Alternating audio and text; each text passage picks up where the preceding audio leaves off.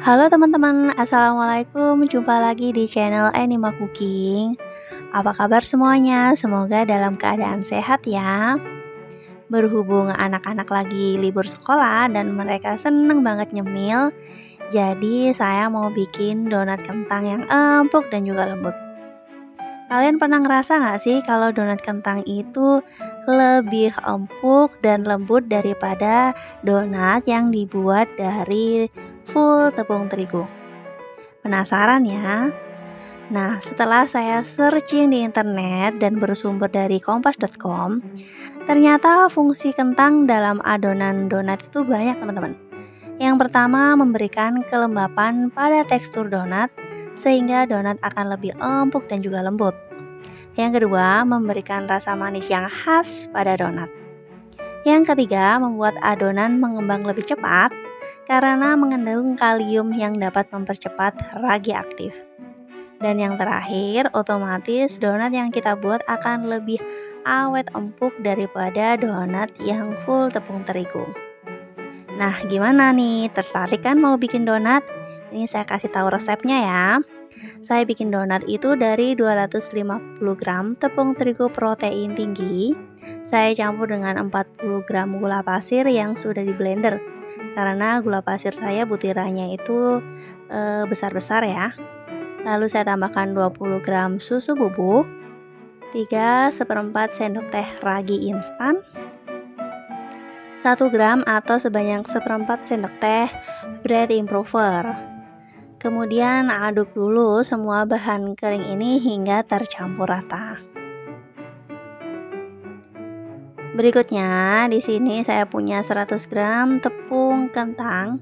Maaf, kentang kukus yang sudah dihaluskan dengan menggunakan saringan teh ya teman-teman. Supaya teksturnya jadi lebih halus. Tambahkan dengan 1 butir telur yang ditambah dengan susu cair. Kalau ditimbang totalnya itu 100 gram. Nah, untuk cairannya ini jangan dituang semuanya sekaligus ya. Sisakan sedikit kira-kira segini untuk mengontrol kelembapan. Berikutnya aduk dengan menggunakan spatula.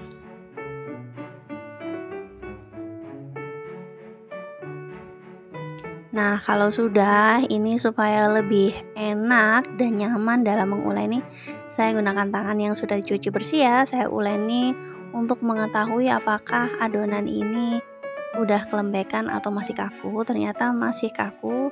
Saya tambahkan lagi semua cairan yang sudah saya timbang tadi. Penambahan ini tergantung kelembapan tepung ya. Kalau tepungnya udah cukup, kalau adonan yang udah cukup lembek, jangan ditambahkan lagi ya. Sekarang saya akan cuci tangan, tambahkan setengah sendok teh garam dan 30 gram margarin. Selanjutnya ini saya mixer atau ulen selama kurang lebih 17 menit. Saya menggunakan timer sampai adonan ini benar-benar kalis elastis, berpermukaan halus seperti ini ya teman-teman ya. Bisa dilihat kan dia tuh halus. Dan kalau dibentangkan seperti ini, jangan lupa tangannya diolesi dengan minyak supaya nggak lengket. Ini tuh elastis banget, nggak gampang sobek teman-teman. Padahal tipis banget ya. Ini udah cukup. Ternyata setelah saya lihat di timer saya ini 17 menit total pemikseran dari awal hingga akhir.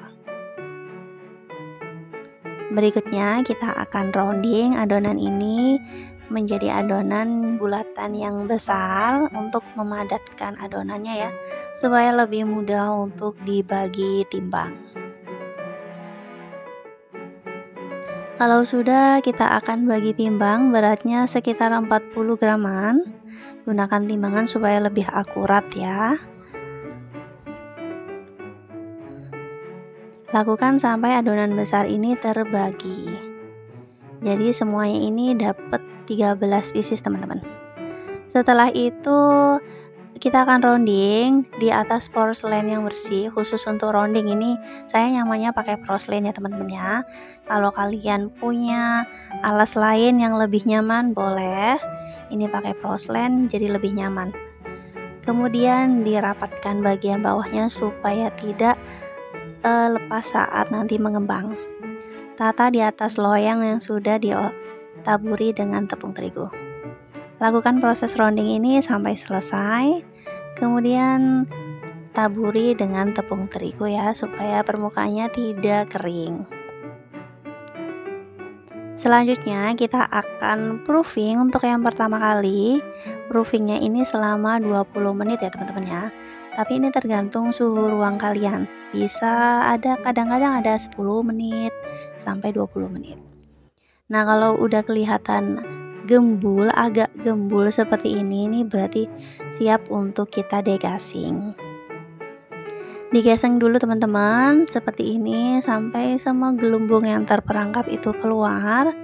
Kemudian kita gunakan cetakan berukuran 7 cm. Saya gunakan cetakan 7 cm supaya donat saya itu jadi lebih tebal teman-teman.